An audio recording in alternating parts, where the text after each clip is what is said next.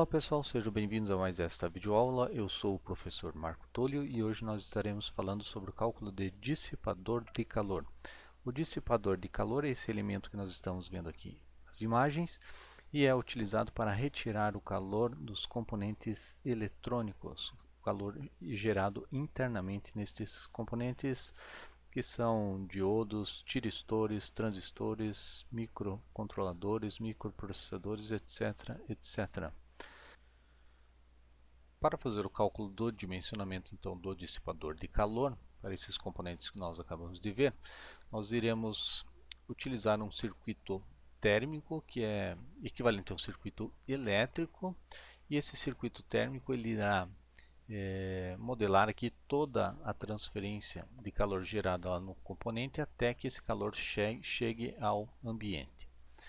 Vamos dar uma olhada na figura aqui do componente que nós iremos utilizar nesta aula, que é o regulador de tensão 7812. Esse regulador de tensão ele tem um encapsulamento conhecido como TO92, e nesse momento aqui ele está montado num dissipador de calor, no modelinho, né? Existem vários modelos de dissipadores, esse aqui é o que a gente vai utilizar.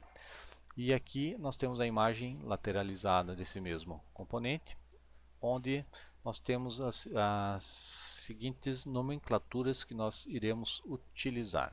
Então veja, o componente, que é esse que está montado aqui, esse aqui é o componente, ele terá a seguinte, deixa eu só mudar a pena aqui da caneta, esse componente aqui irá gerar um calor interno, foi abreviado pela letra J, junção. Então na junção interna ele vai gerar um calor, e esse calor tem que ser dissipado para o ambiente, ok? Essa troca de calor daqui para cá, ela não é grande, pelo encapsulamento aqui do componente, porque nós temos uma área de troca aqui de energia muito pequena. Então para isso a gente acopla esse dissipador de calor. A ideia é que esse dissipador de calor então retire esse calor gerado e transmita esse calor aqui para o ambiente, tá? Muito bem, quando a gente faz esse acoplamento aqui do componente com o dissipador de calor, nós temos aqui é uma área irregular, onde ocorre a junção aqui da parte do chassi do componente com o dissipador de calor. Essa área é irregular e ela apresenta então uma resistência térmica, que a gente chama de case para heat sink ou de case para dissipador de calor. Nessa região aqui, você pode utilizar uma pasta térmica, por exemplo, para melhorar o contato, ou o que é muito comum, muitas vezes você precisa isolar o chassi aqui do componente do dissipador de calor e você acaba colocando um isolante aqui, né? A gente já vai ver esse detalhe aí do isolante. Então, para que o calor chegue aqui ao case aqui do encapsulamento do componente, existe então aqui uma determinada resistência que a gente chama de junção para o case. Para que o calor saia do encapsulamento e chegue no dissipador de calor, nós temos uma resistência que vai se opor à passagem dessa temperatura, desse calor, que a gente chama então de resistência térmica do case aqui, ou do encapsulamento para o heat sink, que é o dissipador de calor. E para que a energia, né, esse calor saia do dissipador de calor e venha para o ambiente, nós temos uma outra resistência, que é a resistência entre o heat sink, o dissipador de calor, e o ambiente. Ok? Então tudo isso aqui junto vai dar um circuito térmico, né? Eu tenho uma fonte de energia mandando calor aqui, e esse calor vai percorrer um determinado caminho até chegar ao ambiente. Vamos dar uma olhadinha aí nesse circuito térmico que a gente está falando. Olha só, este circuito térmico ele está aqui modelado, e a gente vai fazer um paralelo então com o circuito elétrico. O circuito elétrico, nesse modelo aqui, ele é composto por uma fonte de corrente, enquanto o circuito térmico é composto por uma fonte de potência que vai gerar o calor. Essa fonte de corrente aqui no circuito elétrico, ela vai forçar uma corrente nas resistências até que essa corrente chegue aqui nesta bateria, como se estivesse carregando uma determinada bateria. O que vai acontecer no circuito elétrico? Bom, como a gente já sabe lá pela lei de Ohm, quando passa uma corrente aqui num determinado resistor, a gente gera uma queda de tensão nos terminais desse resistor. Então, nesse caso aqui, eu vou gerar uma queda de tensão que a gente está denominando por delta V1, que é a variação da tensão entre os dois pontos, que nada mais é do que VA menos VB. Muito bem, eu tenho aqui o circuito térmico fazendo a mesma coisa, porém, nesse caso aqui eu tenho corrente e aqui eu tenho uma fonte de energia mandando potência. Então eu vou interpretar essa potência como a corrente, né? Essa corrente e essa potência seriam equivalentes. Então eu estou mandando potência, estou mandando calor para o circuito, está aqui. E quando essa potência passar aqui por essa resistência, que é a resistência entre a junção interna aqui e o encapsulamento, nós acabamos de ver aqui, né? Vai gerar aqui uma queda de temperatura. Então, parte dessa temperatura que está vindo interna lá do componente vai ficar nessa resistência, que é a resistência entre a junção e o encapsulamento. Ok? Então, a ideia é bem simples.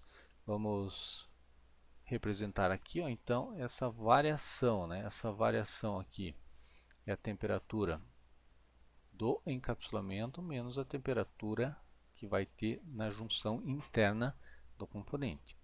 Muito bem, isso vai se repetir então para cada elemento, para cada resistência elétrica ou resistência térmica aqui no nosso circuito. Então, quando a potência ultrapassar aqui, ó, ou passar pela resistência entre o encapsulamento e o dissipador de calor, esse CH, né? Case e heatsink, nós teremos uma outra variação ou queda de temperatura, que seria aqui então a temperatura do dissipador menos a temperatura do encapsulamento. E assim por diante, né, até que chegue aqui na temperatura ambiente. Então, passando do heatsink aqui, nós teríamos a temperatura do heatsink menos a temperatura ambiente. Nós chegamos aqui na temperatura ambiente, ok? Muito bem, isso aqui é o equivalente no circuito elétrico, né? A corrente ultrapassando aqui o R2 vai gerar aqui uma queda de tensão, que é VB menos VC. Passando aqui pelo R3, eu vou ter VD menos VC. Se a gente somar todas essas temperaturas, a gente chega então na temperatura da junção, e isso é o que é mais importante aqui, né? Então, por exemplo, se eu somar aqui, ó, a temperatura ambiente mais a temperatura aqui do dissipador de calor mais a temperatura do encapsulamento, isso vai me dar lá a temperatura lá na junção, né, nesse ponto aqui. Qual é o detalhe que a gente tem que observar? A temperatura lá na junção calculada, essa temperatura da junção aqui calculada, ela vai ter que ser menor do que a temperatura máxima permitida na junção. Isso aqui é de quem? Do componente. Ok? Todo o cálculo que a gente vai fazer, então, é para determinar se a temperatura que chega aqui na junção ou se a temperatura que está aqui na junção está abaixo da temperatura máxima da junção permitida pelo componente. Tá? Então, a ideia é bem simples, a gente vai ver que não tem muito segredo para fazer estes cálculos aí. Só para então complementar, nós estávamos falando aqui dos materiais que podem ser utilizados, né? Então veja só, É comum, eu falei aqui, utilizar aqui um isolante. Por quê? Porque às vezes o chassi está ligado em algum potencial, né? De repente esse chassi está ligado lá em VCC, e como é comum às vezes a carcaça do componente está ligado no menos VCC, então é comum para efeito aí de para não ter potencial aqui no dissipador de calor, né? De repente esse dissipador de calor aqui está ligado direto no chassi, e o chassi está positivo e esse dissipador de calor encosta no invólucro do equipamento, né, na carcaça do equipamento que está aterrada negativamente, você acaba fechando um curto-circuito. Enfim, para isolar então o dissipador de calor do componente, é utilizado aqui um material isolante. Esse material isolante pode ser de diversas configurações, diversos materiais, na verdade. E vamos dar uma olhadinha aqui. Eu separei já aqui alguns modelinhos, né? Nós temos, por exemplo, aqui dissipador de alumina. Se você olhar o dissipador, o fabricante, eu ainda não comentei, o fabricante fornece a resistência térmica aqui em Kelvin por watt. Isso aqui é uma resistência térmica extremamente baixa, então praticamente ele não se opõe à passagem aí de calor. Nós temos aqui o famoso isolador de mica também, tá? Produto mineral natural, também é utilizado. E outros materiais também aqui, isolador dissipador, Seal Glass, ok? Outro componente importante, né, quando você não usa o isolador ou em conjunto com o isolador, é utilizar aqui a pasta térmica para melhorar a irregularidade ou a transferência de calor devido à irregularidade da superfície lá do componente do dissipador, né? Essa superfície aqui do dissipador, ela não é retinha e bonitinha, ela é toda irregular. Então nós temos algo parecido com isso aqui, ó. Vamos pegar aqui o dissipador de calor, ó, ele tem um monte de rugosidades aqui. Quando eu vou fazer o contato com o chassi do componente, ele também, ó, é irregular. Então isso aqui gera aqui uma outra resistência, né? Uma resistência. Então quando eu preencho isso aqui com pasta térmica aqui no meio, o que acontece é que a gente melhora esse contato, essa área de contato aí. Para isso é utilizada a pasta térmica. Muito bem, né? A pasta térmica ela não é isolante elétrica, né? Ela é simplesmente uma ótima condutora térmica para preencher aqui esse espaço. Não tinha comentado ainda, né? Então vamos voltar aqui para a nossa resistência térmica. Então veja só que a resistência térmica ela é medida aqui com a unidade de graus Celsius por watt, tá? Justamente aqui, então, isso quer dizer que para cada grau Celsius eu tenho 1 watt aqui, ou para cada watt eu tenho 1 grau Celsius de temperatura. Quando a corrente passa numa resistência, a gente tem queda de tensão, e quando a potência passa pela resistência térmica, a gente tem queda de temperatura, né? Se eu multiplicar aqui watts, que é a potência, pela resistência térmica, que é graus Celsius por watts, veja que eu corto aqui, sobra só a temperatura graus Celsius aqui, tá? Ok, simbolizando então que houve uma redução de temperatura aqui da junção, por exemplo, para o encapsulamento. A temperatura vem caindo, né? A gente vai retirando essa temperatura interna lá do componente. Iniciando a análise através do circuito elétrico, nós temos uma corrente de 1 ampere aqui sendo fornecida, então para o circuito. Essa corrente de 1 ampere, quando passar aqui pela resistência R1, vai gerar uma queda de tensão de 50 volts, né? Se eu pegar o 10 e multiplicar por 5, queda de tensão de 50 volts. Se eu pego aquele 10 amperes agora, passo pela resistência R2 aqui de 1 ohm, eu tenho uma queda de tensão de 10 volts. E quando a corrente de 10 amperes passar pela resistência de 10 ohms, eu tenho uma queda de tensão de 100 volts. E aí a corrente chega aqui na bateria, né, para carregar a bateria, que tem uma tensão de 25 volts.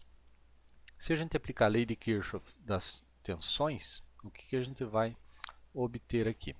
Que a tensão no ponto C, a tensão aqui nesse ponto C, ela é a soma da tensão da bateria mais a queda de tensão aqui no resistor R3. Então, fazendo a continha, a tensão lá no ponto C, ela é 125 volts. Ou seja, eu saí de 25 volts e aqui nesse ponto C, a tensão subiu para 125 volts, ok? Por quê? Porque a gente teve um incremento aqui de 100 volts na resistência R3, é a queda de tensão na resistência. Aplicando a lei de Kirchhoff, então, lá no ponto B, a tensão no ponto B, ela é a tensão do ponto C, que a gente já calculou, mais a queda de tensão V2, que é a queda de tensão no resistor R2. Então, isso já me deu 135 volts. Então, a tensão aqui no ponto B é 135 volts. E a tensão no ponto A, que é a tensão lá na fonte, é a tensão do ponto B, que a gente acabou de calcular, mais a queda de tensão aqui de 50 volts no resistor R1, totalizando então 185 volts aqui no ponto A.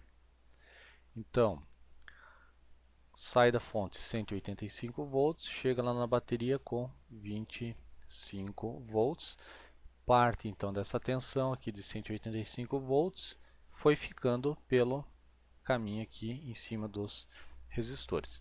Então essa é a análise aí do nosso circuito elétrico, que vai ser base aí para análise do nosso circuito térmico, né? Vai ter a mesma análise.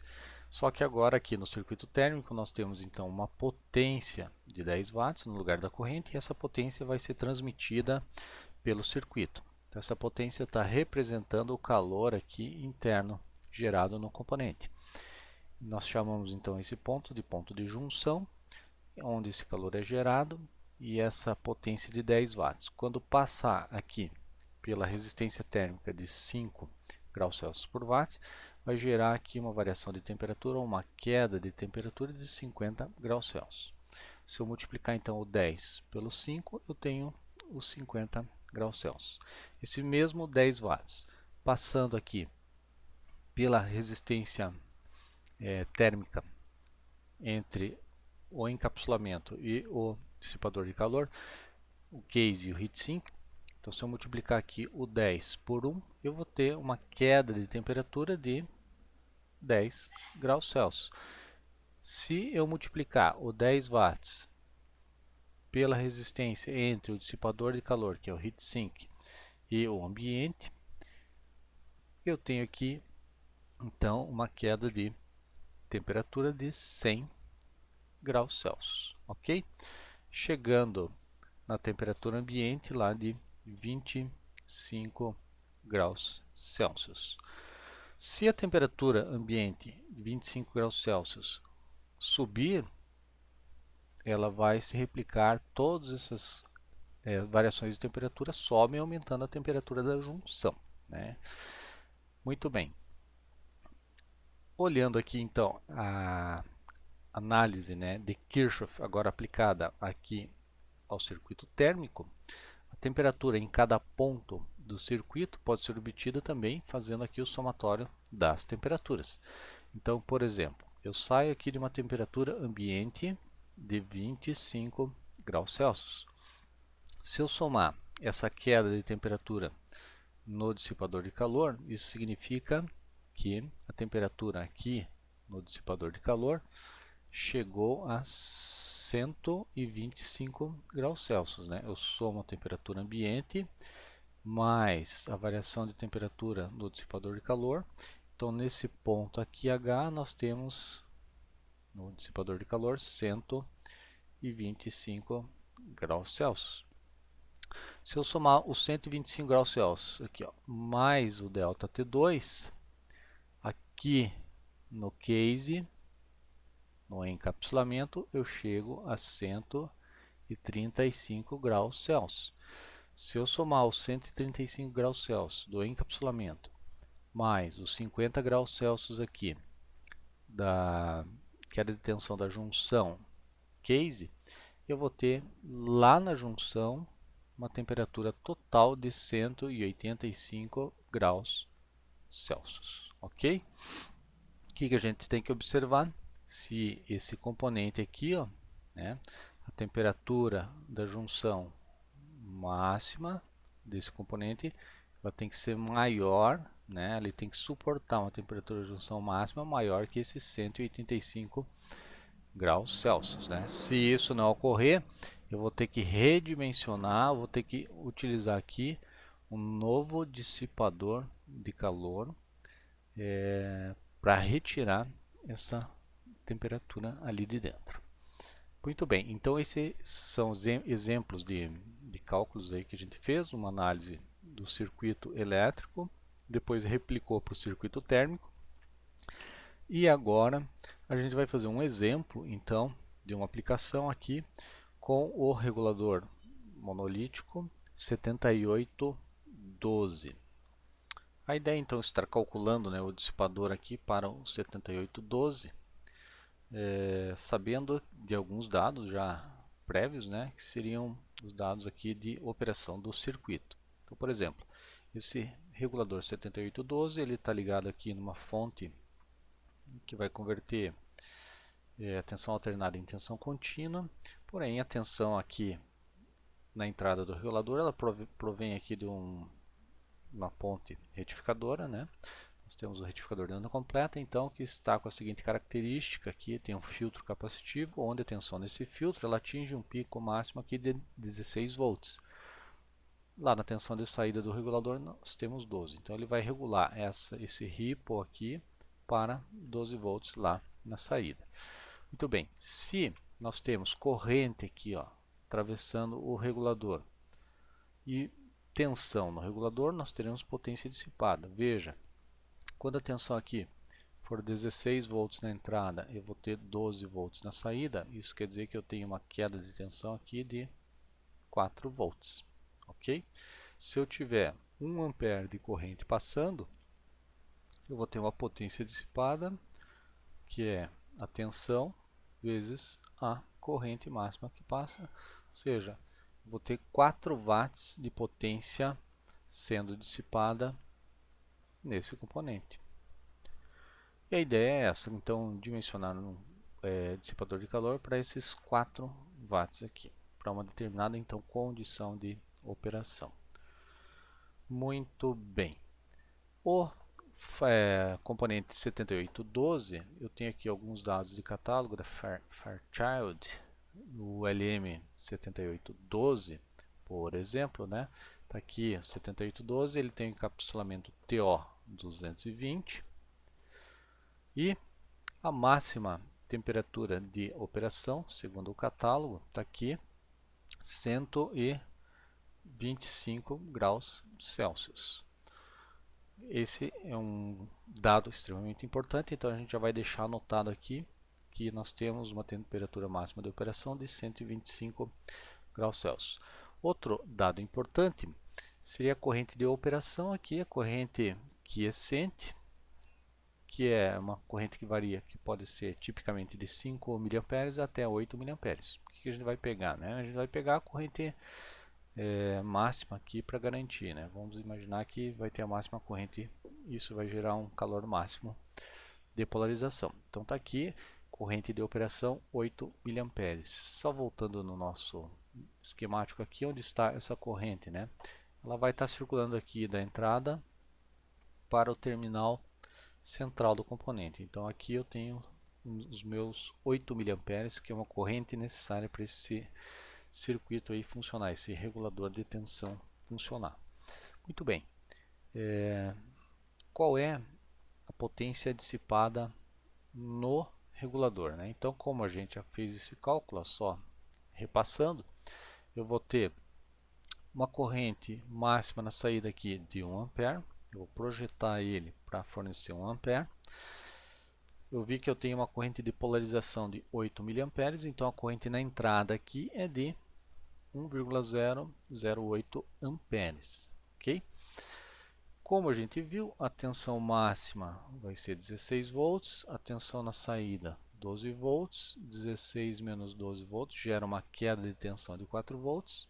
Se eu multiplicar a tensão de 4 volts pela corrente que passa pelo componente, nós temos uma potência dissipada de 4 watts. Tá? Então a gente está indo aí pela pior situação possível, hein? Utilizando os valores máximos. A gente poderia fazer isso aí também pelo valor médio da tensão aqui na entrada, né? Mas já vamos dimensionar um pouquinho acima para não ter problemas. Muito bem. Qual é o método que a gente vai usar então para dimensionar o dissipador? Então olha só, esse método que eu vou usar aqui é o método onde a gente já tem o dissipador. A gente não vai calcular o dissipador. Ó.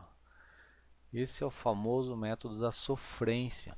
Né? Você tem um dissipador e você quer saber se esse dissipador atende. A gente não está calculando o dissipador que atende. A gente vai pegar um dissipador já existente e vai verificar se esse dissipador atende ou não. Tá? Então é um pouquinho diferente.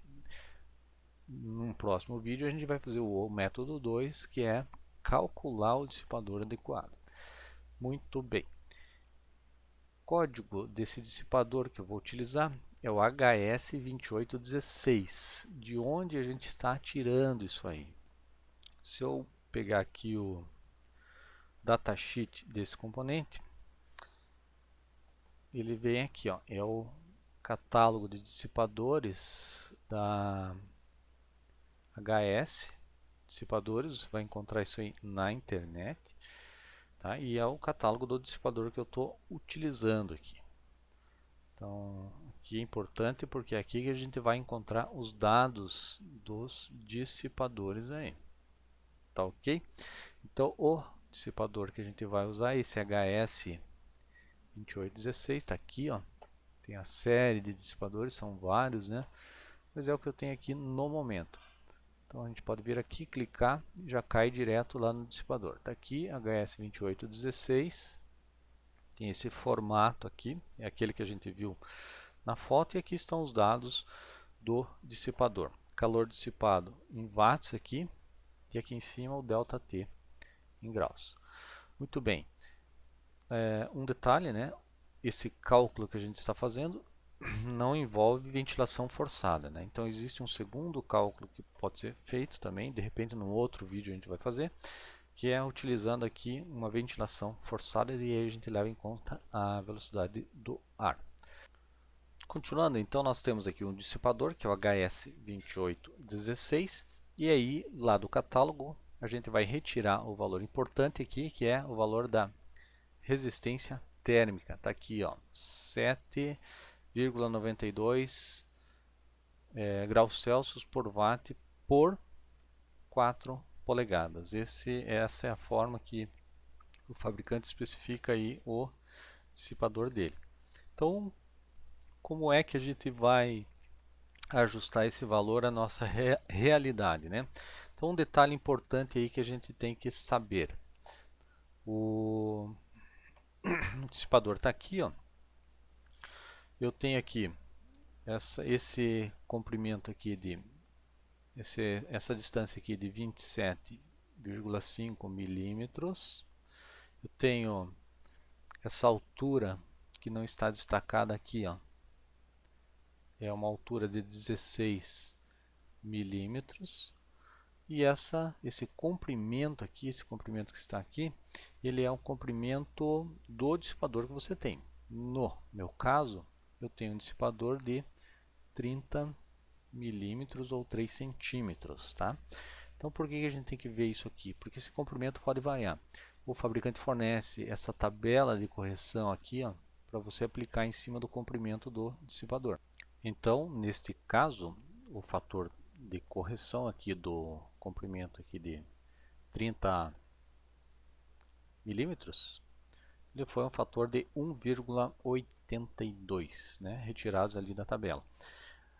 Portanto, a resistência térmica final aqui, ela vai ser a resistência térmica do dissipador, que é o 7,92 graus Celsius por watt, vezes o fator de correção, esse aqui então é o fator de correção, de 1,82, totalizando então uma resistência térmica de 14,4 graus Celsius por watt. Então veja que aumentou a resistência térmica em função deste fator de correção. E uma resistência térmica total maior significa que eu vou retirar mais calor aí lá da junção. Muito bem, dando continuidade, nós temos mais aqui alguns dados importantes em torno do componente do 7812, tá? E esse dado que a gente vai tirar agora é a resistência térmica da junção case aqui, ó, TO220, tá? Esse valor aqui. Então o fabricante está falando que a resistência térmica da junção case tem um valor de 5 graus Celsius por watt, tá? Então já vamos deixar anotado aqui, resistência junção case 5 graus Celsius por watt. Outra informação importante aqui é esta da resistência térmica junção ambiente, que serve para o momento em que você não usa dissipador de calor. Então a resistência térmica da junção lá interna, no ponto interno do componente, onde vai ser gerado o calor, lá para o ambiente, então aqui nós temos junção ambiente, ela é de 65 graus Celsius por watt. Significa que se você tiver com 1 watt, você vai estar com 65 graus Celsius nesse componente. Se você estiver usando 2 watts, a temperatura na junção já vai se elevar para 130 graus Celsius nesse componente, passando os 125 watts máximo, né? Então eu fico limitado a algo entre 1 e 2 watts aqui máximos para utilizar nesse componente sem dissipador de calor e a 25 graus Celsius, né? Muito bem, já está anotado aqui então a resistência térmica junção encapsulamento de 5 graus Celsius por watt. Agora a gente vai ver um outro detalhe importante.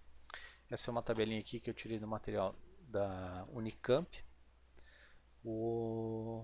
Para o nosso caso aqui, eu não vou usar pasta térmica e não vou estar usando isolador, ok? Então é sem isolador. No caso do TO 220, aqui sem isolador, nós temos uma resistência térmica aqui, ó, do case para o dissipador de calor.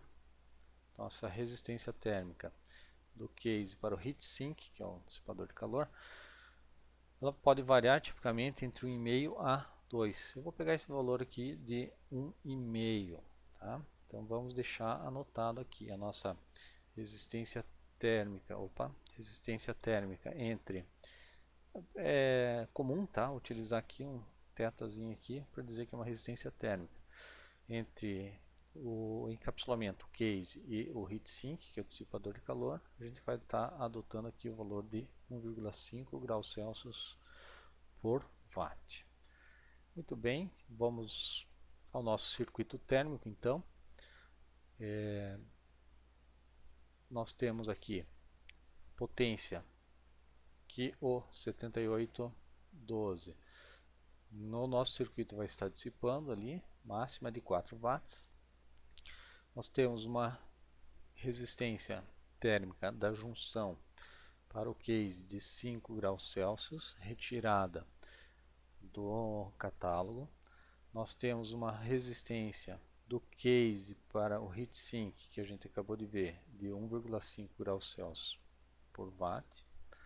E nós calculamos ali que a resistência térmica, né, com o fator de correção do dissipador de calor era de 14,4 graus Celsius por watt. Como que vai ficar essa brincadeira então?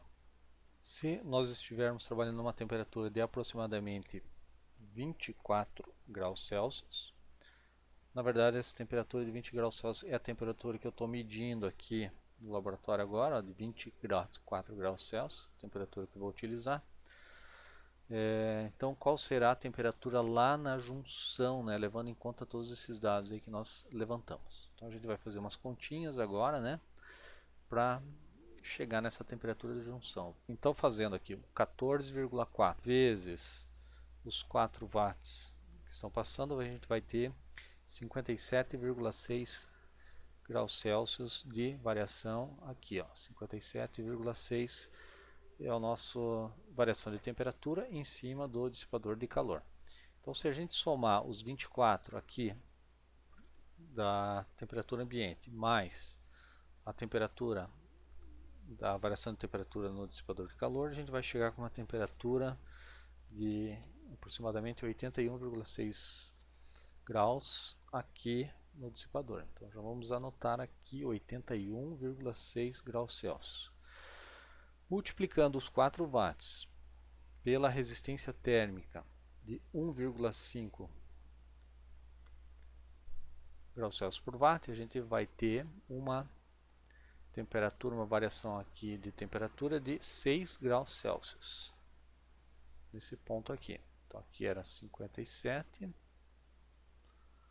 Aqui a variação de temperatura foi de 6 graus, significando que a temperatura lá no encapsulamento vai ser de 81,6 mais 6 graus Celsius, 87,6 graus Celsius.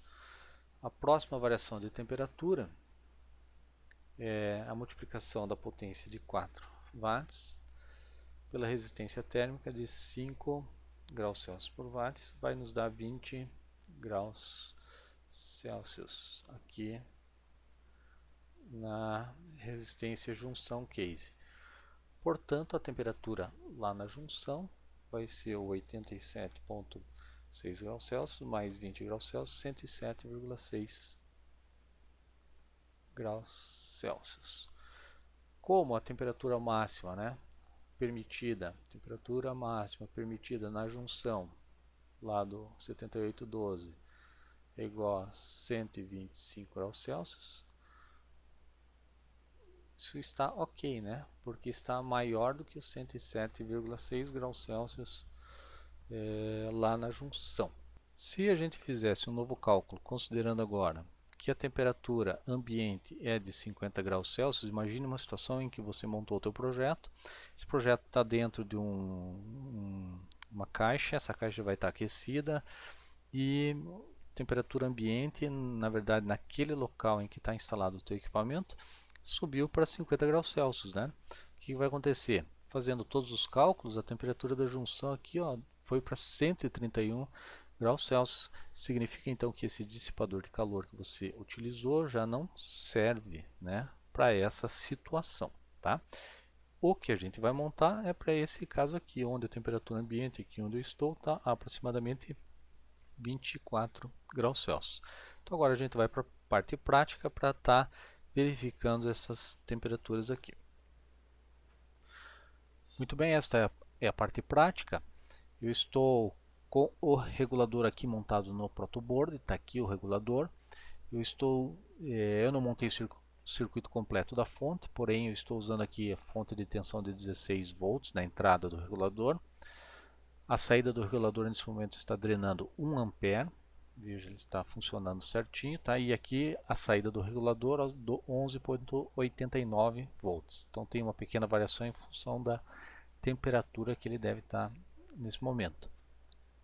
Bem, a técnica que a gente vai usar para validar esses cálculos aqui é, na verdade, a medição direta aqui do dissipador de calor com o circuito já em funcionamento, tá? Por quê? Porque é difícil medir o encapsulamento bem no ponto de temperatura ótima ali dele, de onde vem a temperatura. Então vamos medir direto aqui a temperatura no heatsink, aqui no dissipador de calor. Tentar achar um ponto de fixação para que a gente possa então fazer as medições. Deixa eu só ajeitar aqui. E aí a gente espera estabilizar essa temperatura para continuar a análise. Muito bem, nesse momento a temperatura está estabilizada em mais ou menos aí uns 86 graus Celsius, algo torno disso. Algumas variações aí em função da ventilação aqui do ambiente. E se a gente for comparar com a temperatura do heatsink aqui, nós temos então uma pequena diferença, ó, de 86 graus Celsius para 81,6 graus Celsius. Nós temos um delta aí de 4,4 graus Celsius. Ok? Então qual é a tática, qual é a manha aqui nesse momento, né? Nós vamos elevar todas as outras temperaturas com esse delta aqui T que a gente acabou de encontrar. Então se a nossa temperatura aqui do heatsink está na faixa de 81, tem um delta de 4,4, a temperatura estimada lá para o case era de 87,6, então a gente vai estimar que a temperatura do case vai estar 4,4 volts acima, então 87,6 mais 4,4. Isso vai dar 92 graus Celsius aqui no case.